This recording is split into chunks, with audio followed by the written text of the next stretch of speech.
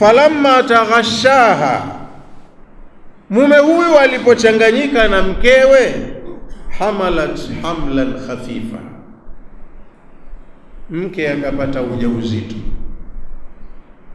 ukawa kwake ni mwepesi au msumbui kwa siku za mwanzo, anakwenda na shughuli zake, anafanya kazi zake. Bimaana falamma taghashaha hamalat hamlan khafifa, falamma jamaaha, walipofanya jimai, mume alipomuingilia mkewe, hamalat, alipata mimba aliyeingiliwa mke, biljanin, akawa na mtoto anayetengenezwa tumboni, hamlan khafifan duna izaji, mwanzo alikuwa ujauzito wake ni mwepesi, hauna usumbufu, likaunihi nutfatan, kwa sababu mwanzo inakuwa ni tone ya manii tu, kwa raha zao wenyewe wamestarehe, lakini Allah ana mambo mengine huwa anafanya kwenye starehe ile. Kwa hiyo siku za mwanzo inakuwa ni nyepesi mimba, kwa sababu tumboni hamna mzigo wote, ni manii tu.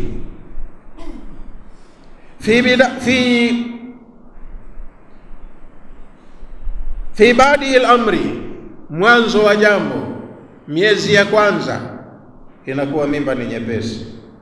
Qala Abu Saudi, amesema mwanachuoni Abu Saudi, fa innahu inda kaunihi nutfatan au alaqatan akhaffa alaiha binisbati ila ma ba'da dhalika min almaratib. Hii mwanzo aliyozungumza hapa kuwa ni nyepesi ni pale ambapo siku za mwanzo inakuwa iko katika hali ya umanii, ndio inaitwa nutfa, au alaqatan, au stage ya pili baada ya siku 40 manii yale hugeuka yakawa damu, kitone cha damu, bado inakuwa ni wepesi. Binisbati ila ma ba'da dhalika min almaratib, hizi hatua za mwanzo za manii na damu inakuwa ni mimba nyepesi ukiilinganisha na maratib zinazofuata baada ya hapo. Ikishabadilika kutoka kwenye damu ikawa nyama, sasa hapo shughuli inaanza kuwa na vionjo vingine, naona mabadiliko kwa mama, na nyama ile baada ya siku 40 inageuzwa kuwa mfupa kabisa. Mabadiliko yanazidi kutokea na hali ya mbebaji inazidi kubadilika. Mfupa halafu unavalishwa nyama, kesha ndo inafanywa kazi ya kushepiwa, kuwa reshaped, awe binadamu, anakuwa mwanamume au mwanamke kuanzia siku ya kwanza tu. Kwa hiyo kila hatua za mbele zinavyokuja ndo huo ujauzito unakuwa mzito kweli. Siku za mwanzo unakuwa mwepesi, lakini wepesi wake kadiri mabadiliko ya uumbaji yakifanyika na uzito kwa mbebaji unaongezeka. Wata'arrudu lidhikri khifatihi lilisharati ila ni'matihi ta'ala alayhim, na huku Allah kusema lugha ya wepesi hamlan khafifa ni ishara ya neema yake Allah subhanahu wa ta'ala alaihim, kwa wanaume wenye wake zao, fi inshaihi iyahum, wanaambiwa, wanafundishwa jinsi yanavyoanza maumbile yao kwa hatua za awali. Inakuwa ni wepesi, halafu kadiri siku zikiendelea wepesi unabadilika, unaongezeka uzito kidogo. Mutadarrajina fi atwari alkhalqi, wanapita katika stage mbalimbali za kuumbwa kwao kwenye matumbo ya mama, min aladami ila alwujudi, walikuwa hawapo, sasa wanaandaliwa wawepo. Inapokuwa katika hatua ya manii, bado huyu ni mwenye kutabiriwa, huyu kama ni mtu au si mtu, atakuwa au hawi. Lakini kadiri akitengenezwa mpaka akawa kakamilika umbo, matumaini ya kwamba huyu mtu yanakuwa yanaongezeka. Ana miezi 6 sasa, anapiga sasa, anacheza sasa, inatamkwa anacheza. Na kama kalala, mama anasikitika, naona mtoto wangu hachezi. Yani akicheza anakusumbua, kama hachezi pia unapata simanzi, sijui kama hajafa. Unaona, hii ndo hali ilivyo. Wa min ad-du'fi ila al-quwwa, na haya mabadiliko ya kutoka hatua ya wepesi kwenda uzito ni ishara ya kuonyesha kwamba anatoka kwenye udhaifu anaenda katika nguvu, anaongezeka nguvu hata katika hizo hatua za uumbwaji vile vile. Famarrat bi, mama anapokuwa na ujauzito huu mwepesi, famarrat bi, anaenda na safari zake na mwanawe yumo ndani tumboni anaumbwa.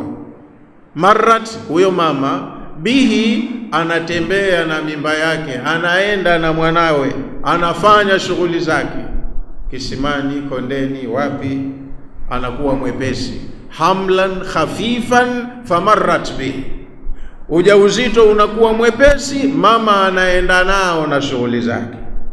Yani istamarrat bihi ila hini miladihi, anaenda na mimba yake mpaka unafikia wakati wa kuizaa. Falamma athqalat, pale sasa mimba inapokuwa nzito, ikiwa khafifan famarrat bihi, anaenda nayo mwenyewe mimba yake. Falamma athqalat, sasa ikiwa nzito, ndo anakuwa mjamzito, mzito kweli. Shughuli nyingine zinakatika hapo. Endi harusini, anasema hali ukumbi chakula kizuri hataki, asema niletee udongo wa Pemba. Naona thaqula hamluha, mimba yake sasa inakuwa nzito. Wasarat bihi thaqila, kwa yule aliyeibeba sasa inakuwa ni nzito. Likibari alhamli fi batniha, kwa sababu ya umri mkubwa wa mimba tumboni kwa mama, labda mwezi wa 8, wa 7, wa 8 kuendea wa 9. Unapokuwa ujauzito mpevu, daa wallaha rabbahuma, wawili hawa sasa, baba mwenye mke wake na mama aliyebeba mimba ya mume wake. Dawa ni mume na mke hapa huwa wanaomba, wengine wanaofahamu sasa, na hapa wengine hakuna cha kuomba wala nini. Wengine ndo kabisa na mimba wanaipigia pombe kabisa kilabuni huko. Lakini wakiwa angalau wana akili, wameelekea, wale wanomjua muumba wao, daa wallaha, katika stage hii huwa hawachoki kumuomba Allah rabbahuma, mola wao mlezi, wanamuomba Allah. Yani daa wallaha rabbaihima, mume na mke wanamuomba Allah ambaye ndiye mola wao mlezi. Wa maliku amrihima, na ndiye aliyemiliki jambo lao au mambo yao, wanamuomba Mungu. Wengine hata hapa wanaenda mzimuni kuomba, hodi hodi wazee, tumekuja nyendo mno macho, si hatuoni, ndo tumekuja tena, mwenenu huyu mumlee, ana ujauzito, ana hivi. Jambo anafanya mwingine, watu wanaenda kuripoti kwa mwingine alikuwa hana uwezo wowote. Lakini wenye akili wanamuomba mola wao mlezi. Wanamwambiaje? Sijui kama wanaweka nadhiri au wanaomba tu. La in ataitana salihan, ewe mola wetu, ukitupa mtoto mwema, lanakunanna minashakirin, wallahi tutakushukuru. Mke wa Zakaria alipopata ujauzito aliweka nadhiri, akasema rabbi inni nadhartu laka ma fi batni muharrama, mola wangu ninaweka nadhiri kwa ajili yako, kilichomo tumboni kwangu nataka nikitoe kwa ajili ya dini yako.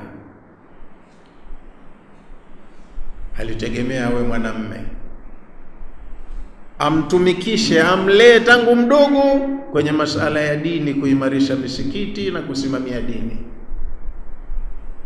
Falamma wada'at, alipokuja kuzaa mimba yake akawa mtoto wa kike sasa.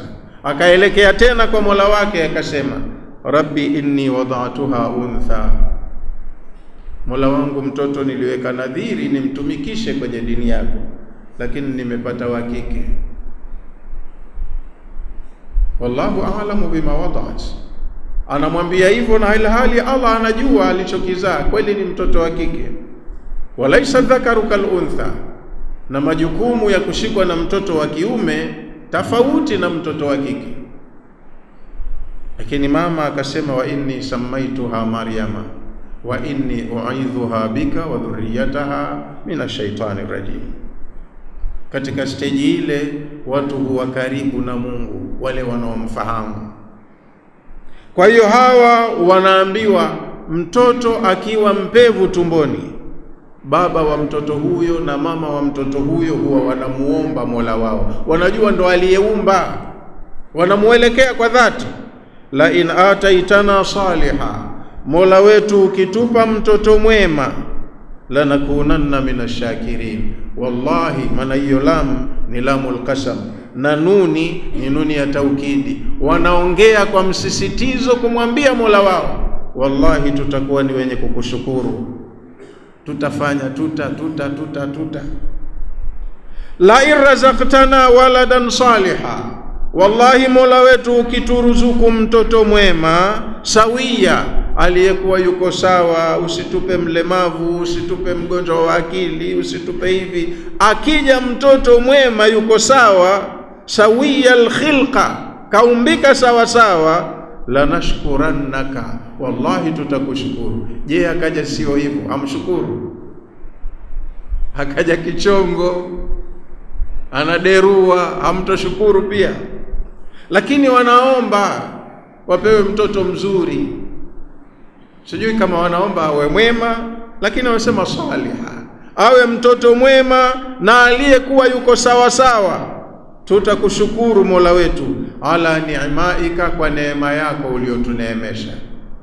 Tunategemea tunapata mwenzetu, mtoto ni mwenza, anakuja kukusaidia baadaye akipenda Mungu.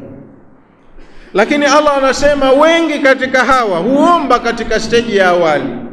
Falamma atahuma saliha, Allah akiwapa huyo mtoto mwema mzuri wa umbo, sura, wanakibimba, wanakishumu, wanakipenda, hakina ulemavu, kina akili, akiwapa mtoto mwema, ja'ala lahu shurakaa fima atahuma. Wengi hawashukuru kama walivyoahidi, wanamjalia Allah ana wenziwe, wanakwenda kushukuru mizimuni, kwa waganga wao, kwa madaktari, kwa nani, umenisaidia, ile dawa imenisaidia. Hakumbukwi tena Allah. Akiwa yumo tumboni wanamuomba Allah, la in ataitana saliha, kama utatupa mtoto aliyetengenea mzuri, lanakunanna minashakirin, wallahi tutakuwa ni wenye kukushukuru kwa neema yako. Lakini Allah anasema falamma atahuma saliha, Allah akiwapa huyo mtoto mwema waliyemuomba, falamma wahabahuma alwalada saliha sawiya, Allah akiwapa mtoto mwema ambaye hana tatizo, yuko sawa sawa kaumbika, jaala, hujalia wazazi hawa wawili, lahu, kumjalia huyo Mola wao waliyemuomba, shurakaa fima atahuma, yule mtoto aliyewapa Allah basi humjalia wakampeleka kwa washirika wengine wa Allah. Hashukuriwi Allah peke yake, wanashukuriwa na wengine. Wengine lazima wakaripoti kwenye mzimu wao wa jadi, haya, huyu mgeni wenu amekuja, mumlinde tena, mumfanye hivi. Tumboni kalinda Allah peke yake, kamtengeneza, kamseti mishipa, mifupa na kila kitu, kimekuja kizuri. Wao wenyewe wanafurahi wakikiona kitoto kizuri. Allah kawapa kitoto kizuri, lakini wakeshampata lazima washirikishe. Kuna wakumpa kumpeleka, watampeleka wakashukuru kwa miungu mingine huko, wakaombe kinga kwa miungu mingine huko, wakati Allah kamkinga mwenyewe peke yake tumboni. Hawakutoa mchango wote wazazi wawili hapa, labda msosi anaokula mama mzuri, ndio unatengeneza afya, lakini hawatosheki na kumshukuru Mungu peke yake, ila wanamjalia washirika. Jaala haulai alauladi wadhurriya shurakaa ma Allah, vizazi wanavyovipata wazee hawa wanavijalia kwa washirika walio pamoja na Allah. Faabadul awthana wal asnama, wengine wanaabudu masanamu na vitu vya kuchonga na vya kufinyanga. Fataala Allah amma yushrikun, Allah ametukuka kaepukana mbali na hivyo wanavyomshirikisha navyo. Wanamjua Allah in some occasions, lakini baada ya hapo wanamkataa, wanashukuru vingine, wanaabudu vingine. Tanazzaha, ametakasika Allah, watakhaddasa, na yuko safi Allahu amma yansibuhu ilayhi almushrikun, katakasika Allah, hanasibiani kabisa na hivyo ambavyo washirikina wanamshirikisha navyo au wanamhusisha navyo. Ayushirikuna ma la yakhluqu shay'a, hivi watu wanamshirikisha Allah na vitu vilivyokuwa havijaumba chochote. Yeye ndo kakuumbia mtoto mzuri, umempenda, kwa nini ukashukuru sanamu? Kwa nini ukashukuru mzimni? Mzimu ulisaidia chochote katika kuumbwa mtoto huyu? Sanamu lilichangia chochote katika kuumbwa mtoto huyu? Munakwenda kuabudu vitu ambavyo havijaumba chochote, aliyeumba mnamsahau. Ayushirikuna, hivi hawa watu wanamshirikisha Allah ma, na vitu ambavyo la yakhluqu shay'a, havijaumba chochote, vinafanywa miungu. Wa hum yukhlaqun, vyenyewe vimeumbwa. Hivyo vinavyofanywa miungu, vinavyoombwa msaada, vyenyewe vimeumbwa. Kiumbe anaenda kuomba kwa kiumbe. Alistifahamu litawbihi, Allah kauliza swala kwa njia ya kubeza, hawajafanya maamuzi ya sawa. Ayushirikuna ma Allahi, wanavishirikisha na Allah ma la yaqdiru ala khalqi shay'in asla, vitu ambavyo havina uwezo wa kuumba chochote katu. Vitu haviwezi kuumba chochote, vinapewa hadhi ya Mungu. Wa hum yukhlaqun, vyenyewe vimeumbwa. Sasa kiumbe anakuwaje Mungu tena? Walhalu anna tilka al-awthana, wanafanya hivi hali ya kuwa hayo masanamu yao, wal aliha, na wenyewe wanavyoita miungu, makhluqatun, vyenyewe vimeumbwa. Fa kaifa yaabudunaha ma Allah, kwa nini wakaabudu vilivyoumbwa pamoja na Allah? Yani Allah na viumbe vyake vina share katika sifa ya uungu. Qala al-Qurtubi, amesema Sheikh al-Qurtubi, wa jamaa ad-dhamiru bilwawi wan-nuni, dhamiri imeunganishwa kwa wau na nuni. Liannahum i'taqadu anna al-asnama tadurru wa tanfa, hawa wenye kuabudu masanamu walikuwa wanaitakidi kwamba ile miungu yao ya masanamu ina madhara, ukiikosea inaweza kukudhuru, na ina manufaa ukipatia, ukiifurahisha. Mengi katika mambo waliokuwa wanayaomba walikuwa wanafikiria wanafanikiwa kwa sababu wamejibiwa na masanamu yao. Anatoka safari yake ya kibiashara, biashara ikimchangania karudi na faida kubwa, anasema ni kwa baraka ya dua yangu niliyomuomba Lata kanisaidia. Hasa kakusaidia Allah. Mwingine kaka muda mrefu hajapata mtoto, kaenda kuomba kwenye sanamu au mzimni, akimpata anasema dua yake ya kule mzimni imemsaidia. Lakini akiwa tumboni, mzimu uko mbali, hawaushukuru wala hawautaji. wanaelekea kwa Allah, wanamjua yeye ndo Khaliq. Akishatoka sasa wanaenda kushukuru sehemu nyingine.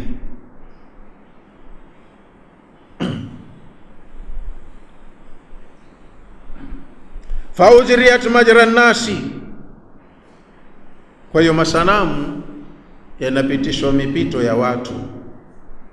Wala yastati'una lahum nasra, hiyo dhamiri huwa inawahusu viumbe wenye akili. Ayabuduna ma la yakhluquna shay'a, yakhluquna, hawajaumba. Natoka hapo sanamu haliumbi. Kwa hiyo yamepitishwa mipito ya watu wenye akili, kwa sababu wenye kuyaabudu wanaitakidi ina madhara na ina manufaa.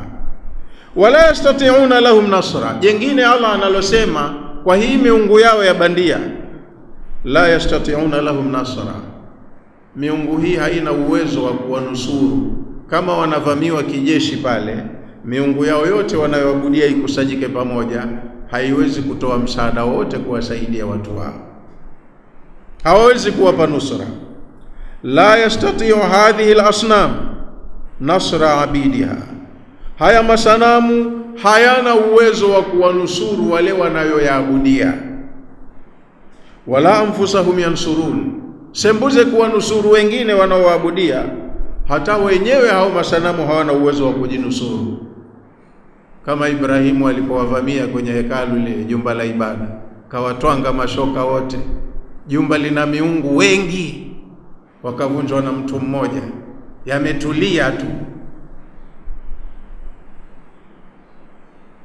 Miungu inaitwa, inaombwa msaada, inaombwa nusra, lakini haina uwezo wa kutoa nusra wala kujinusuru yenyewe.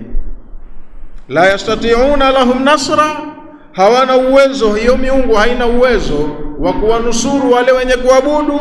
Wala anfusahum yansurun, wala masanamu haya hayawezi kujinusuru yenyewe shari ikija. Kama patawaka moto yataungua yote, halitoki ta moja wala hauzimi moto. La yansuruna anfusahum, hawawezi kujitetea au kujinusuru wenyewe. Mimman aradahum bisuhi, dhidi ya yule atakayetaka ubaya. Fahum fi ghayati al-ajzi, kwa hiyo miungu hii iko katika hali ya kutokuwa na uwezo wa dhilla, alafu iko katika udhalilifu. Fa kaifa yakunu aliha, kaifa yakununa aliha, inakuwaje hii ni miungu wakati ipo tu? Ukilielekeza kusini litaelekea kusini miaka yote, yanayotendeka kaskazini halina habari. Vipi litakuwa Mungu? Wa in tad'uhum ila alhuda la yattabi'ukum, jengine miungu yenu hii kama mtailingania ije kwenye uongofu haiwezi kukufuateni. Linganieni, iambieni, haisikii. Wa in tad'uhum ila alhuda, kama mtailingania kwenye uongofu, la yattabi'ukum, haina uwezo wa kukufuateni. Yani anna al-asnama, haya masanamu, la tujibu idha da'aita, haiwezi kuitikia pale utakapoita, ila khairin au rashadi, ukiita kwenye khairi au uongofu haina uwezo wa kukufuata. Liannaha jamadatun, kwa sababu ni vitu visivyo uhai, havina akili, vimetulia tu. Vinakuwaje Mungu? Sawaun alaikum, tena kwenu nyinyi binadamu angalau ndo mmepewa akili, kwenu nyinyi ni mamoja, ni sawa sawa kwenu binadamu. Ada'utumuhum am antum samitun, mukisema muilinganie miungu yenu hii itabaki kukutazameni tu, lakini haioni. Na mkisema mnyamaze kimya, haitaki reaction yoyote kusema mbona hamtuambii jambo, mbona hamjatuomba, ipo tu. Hii misanamu yenu sawaun alaikum, ni mamoja kwenu nyinyi binadamu. Ada'utumuhum, sawa sawa kama mmeilingania, am antum samitun, au mmenyamaza kimya, hamjaiambia jambo. Kuiambia jambo na kutokuiambia ni sawa sawa. Haisikii, haioni, haiongei, haina akili, haina uhai. yastawi fi adami ifadati duaikum lahum wa sukutukum, anasema ni sawa sawa kuwanyamazia kimya na kuwasemeza miungu wenu, ni sawa sawa. Kama mnavyokaa kimya, basi ndo sawa sawa na mnavyopiga kelele kusema naye, hayasikii. Qala Ibn Kathir, na amesema Ibn Kathir, yani Allah anakusudia anna hadhihi al-asnama, hakika ya haya masanamu haya, la tasma'u du'a man da'aha, hayasikii dua za anayeomba. Yule aliyekwenda kuyaomba hayo masanamu haya yapo tu, hayasikii chochote. Wasawaun ladaiha, na ni sawa sawa mbele ya hayo masanamu, man da'aha wa man dahaha, aliyekwenda kuyaomba masanamu na aliyekuwa hajaomba kitu, mbele ya masanamu haya wawili hao wanakuwa sawa sawa. Yule aliyeomba na aliyekuwa hajaomba wako sawa sawa mbele ya masanamu yao. Kama kala Ibrahim, kama alivyosema Nabii Ibrahim kuambia jamaa zake kwenye suratu Maryam aya 20 na aya 42, kawaambia ya abati, ewe baba yangu, lima ta'budu ma la yasma'u wa la yubsiru wa la yughni anka shay'a, kwa nini unaabudia vitu ambavyo havisikii, havioni wala havikusaidii chochote? Innal ladhina tad'una min duni llahi ibadun amthalukum, haya masanamu yenu mnayoyaabudia badala ya Allah, hawa ni viumbe kama nyinyi. Allah ndo aliyeumba mtu, ndiye aliyeumba mnyama, ndiye aliyeumba jiwe, ndiyo aliyeumba mti, ndo aloumba dhahabu, ndo aloumba fedha. Vyote ni viumbe, nyinyi ni viumbe vya Allah. Hasa wewe binadamu, angalau uliopewa akili, unachukua dhahabu, unaitia moto, unaishepu, unaifanya sanamu, kisha wewe ndo useme huyu Mungu wangu. Basi kama Mungu ulikuwa wewe ati ulotengeneza hili, wewe ulopewa akili ukapoteza thamani yako, ukenda ukaabudia kitu kisichokuwa na akili. Kwa hiyo hiki ni kituko. Innal ladhina tad'una min duni llahi, hakika ya hivi vitu mnavyoabudia badala ya Allah, ibadun amthalukum, ni viumbe kama nyinyi. Innal ladhina ta'budunahum min dunihi ta'ala, hivi vitu vyote mnavyoviabudia badala ya Allah mtukufu, minal asnami, katika haya masanamu yenu, watusammunahum aliha, nyewe wenyewe ndo mnawaita miungu.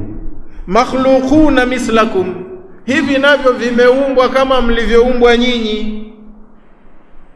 Wewe umeumbwa, uliumbwa udongo, ukaumbwa na wewe. Sasa hii dhahabu, fedha, jiwe, mti, nini vyote Allah kaumba.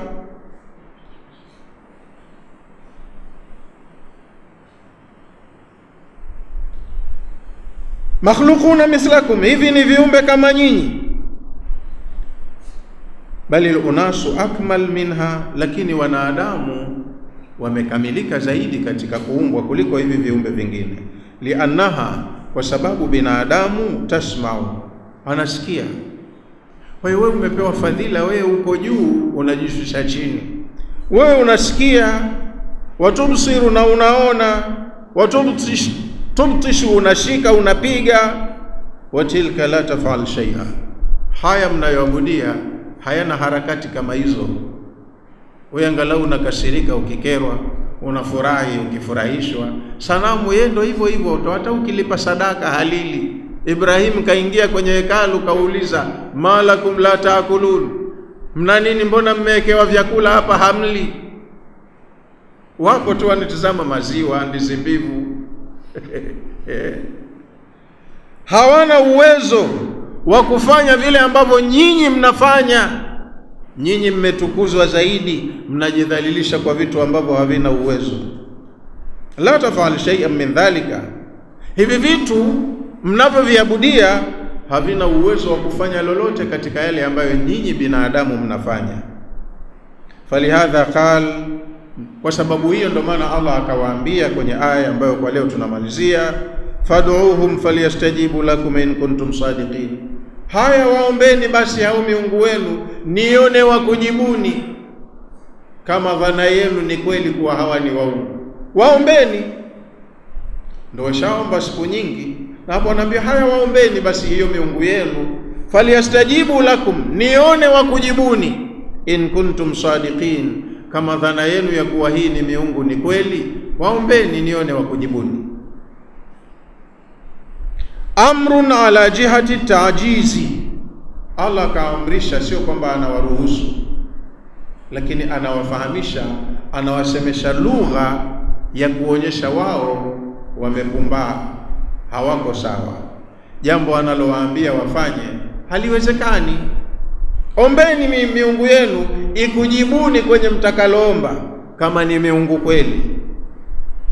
Kwa hiyo kawaambia hivyo, ala jihadi ta'jizi wa tabkiti.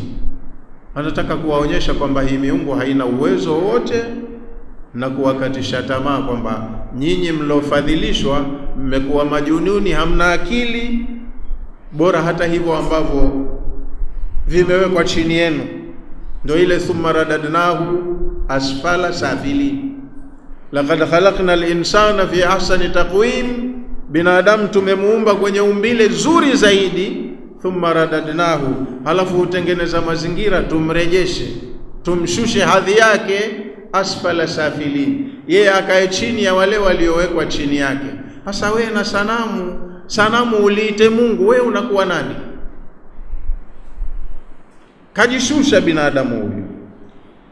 Yani Allah anawaambia ud'uuhum, walinganieni, waiteni, waombeni, waabuduni, fi jalbi naf'in au daf'i darri, walalamikieni miungu yenu katika kukuleteeni manufaa au kukuondoleeni madhara. Kwa mfano, Allah awape madhara hawa watu, akesha awaache madhara niliyokupeni, nendeni kwa miungu yenu wa kuondosheeni. Wataondosha au masanamu?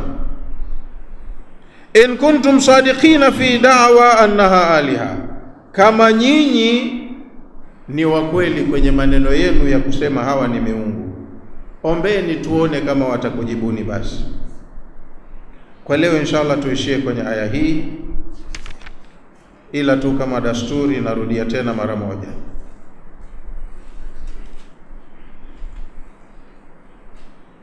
Bismillahir Rahmanir Rahim. Yas'alunaka 'anis saati ayyana mursaha, wanakuuliza watu kuhusu kiyama kinafika lini. Qul, waambie, innama ilmuha inda rabbi, suala la kiyama elimu yake iko kwa Mola wangu mwenyewe peke yake. La yujalliha liwaqtiha illa hu, hakuna anayejua kwa uhakika wakati wake ila yeye. Thaqulat fi samawati wal ardi, suala hili ni zito kujulikanwa mbinguni na ardhini. Maana yake hawalijui viumbe wa mbinguni wala hawalijui viumbe wa ardhini. La ta'tikum illa baghtatan, na likija halitokuja isipokuwa ghafla. Kiyama hakina taarifa, hakina notice hata ya dakika 5 kwamba dakika 5 zijazo ndo ile mechi. Baghtatan, ghafla tu naona mambo yamebadilika. Yasalunaka kaannaka hafiyun anha, wanakuuliza wewe kama wewe ndo mdhamini wa jambo lenyewe, unalijua juu chini chini juu, wakati hujui chochote. Qul, waambie, innama ilmuha inda Allahi, elimu ya kiyama anayo Allah mwenyewe peke yake. Walakinna akthara an-nasi la ya'lamun, lakini watu wengi hawajui. Qul, sema ewe mtume, la amliku li nafsi naf'an wala darra, mimi similiki nafsi yangu manufaa wala similiki nafsi yangu madhara. Siwezi kujitafutia manufaa wala siwezi kujikinga na madhara, illa masha Allah, ila litanifika lolote atakalonipangia Allah katika manufaa na madhara. Walau kuntu a'lamu al-ghaiba, kama mimi ningekuwa ninajua mambo ya siri, lastakthartu min al-khairi, ningejikithirishia khairi zote. kila kheri ningeikimbilia, maana ninajua siri ya kuifikia angekuwa. Wama masani yasu, na katika upande wa shari nisingepatwa na baya lolote, manake ninajua vyanzo vya mabaya na muelekeo wake kwangu, ningekuwa na uwezo wa kujikinga na shari zote. Lakini kwa sababu similiki, ndo maana ninapatwa na kheri na shari kama mnavyoona. In ana illa nadhirun wa bashirun liqaumin yu'minun, mimi si chochote zaidi ya kuwa ni mjumbe. Kazi yangu ni kuwaonya na kuwabashiria kheri walioamini. Huwa alladhi khalaqakum min nafsin wahida, yeye Allah ndiye aliyekuumbeni nyinyi kutokana na nafsi moja. Waja'ala minha zawjaha, alafu wakajalia kutokana na hiyo nafsi moja mkewe. Liyaskuna ilaiha, ili mume huyu apate utulivu kwa mkewe. Falamma taghashaha, mume alipochanganyika na huyo mkewe, hamalat hamlan khafifan famarrat bihi, mke alibeba mimba nyepesi akawa anatembea nayo. Ni mtu anafanya shughuli zake, ndani ya mwili wake mnaumbwa kiumbe mwingine. Huko hajenda sanamu yoyote, hajatoa mchango mzimu wowote, hajatoa mchango yoyote katika mnaoabudia. Allah kaumba tumboni kwa mama. Falamma athqalat, mimba ilipokuwa pevu, da'wa Allah rabbahuma, baba na mama walimuomba Allah mola wao, wakamwambia la in ataitana saliha, kama utatupa mtoto mwema, na bila shaka mwema kwa maana awe mzuri, hana athari, si mlemavu. Ukitupa mtoto mwema, lanakunanna minashakirin, wallahi tutakuwa ni wenye kukushukuru, wallahi tutakuwa ni wenye shukurani. Lakini Allah anasema binadamu akiwa na tamaa huomba, anajua kumuomba Mungu, na binadamu akiwa na madhara, maafa, hujua kumuomba Mungu peke yake na huwa na ikhlasi. Lakini akishapewa alichoomba, shukurani hupeleka kwengine. Anaweza kuokolewa baharini, dhoruba imetanda, akajua leo sitoki, pale roho inaenda safi kwa Allah moja kwa moja. Akishaokolewa akafika nchi kavu, anakimbilia kwa sanamu lake, anaenda kutoa shukurani. Mmenisevu wazee kule walikuwepo hawakuwepo. Falamma atahuma saliha, Allah akiwapa mtoto mwema mzuri, ja'ala lahu shurakaa, wazee hawa wawili huwa wanajalia Allah anawashirika. Wazazi wawili hawa wanampeleka mtoto kwa washirika wa Allah walivyojalia wenyewe. Fima atahuma, wanamshirikisha Allah kwenye kile alichowapa kitoto chao kile kizuri. Wanamshirikisha Allah kwenye kile kitoto chao, wanakwenda kukipeleka kutafuta kinga, shukurani na nini kwa miungu mingine. Fataala Allahu amma yushrikun, ametukuka Allah, kaepukana mbali na hivyo wanavyomshirikisha navyo. Ayushirikuna ma la yakhluqu shay'a, wanamshirikisha Allah na miungu ambayo haijaumba chochote. Wa hum yukhlaqun, yenyewe hiyo miungu imeumbwa. Hawa ndo wanakuwa wenziwe Allah. Wala yastati'una lahum nasra, na hiyo miungu yao wanayokwenda kuiomba wakamshirikisha nayo Allah, wala haina uwezo wa kuwanusuru. Wala anfusahum yansurun, wala uwezo wa kujinusuru yenyewe hawana miungu hao. Hawawanusuru wanaowaabudia, wala hawawezi kujinusuru wenyewe. Wa in tad'uhum ila alhuda, na miungu hii hata ukisema uilinganie, uielekeze kwenye uongofu, uipe miongozo, la yatabi'ukum, haina uwezo wa kukusikieni au kukufuateni. Sawaun alaikum, ni sawa sawa kwenu. Ad'autumuhum am antum samitun, ni sawa sawa mkiwalingania au mkinyamaza kimya. Mkisema hawasikii, mkinyamaza kimya hawareact. Innal ladhina tad'una min duni llahi ibadun amthalukum, hivi vitu mnavyoabudia badala ya Allah ni viumbe kama nyinyi. Fad'uhum falyastajibu lakum in kuntum sadiqin, haya waombeni basi nione wakujibuni kama ni miungu kweli kama mnavyosema. Kwa leo inshallah tutafikia hapo aya 194, 195 tutakuja kuendelea nayo kwenye darasa ijayo inshallah taala. Wallahu a'lam, wa salamu alaykum wa rahmatullahi wa barakatuh.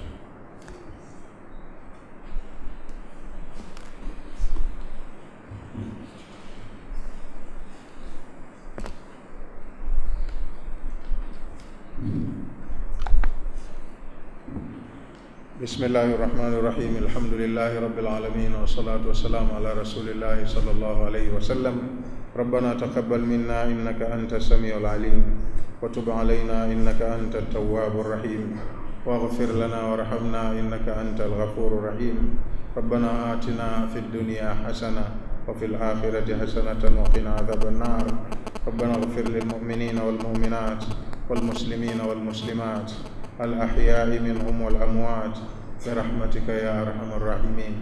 وصلى الله على نبينا محمد وعلى آله وصحبه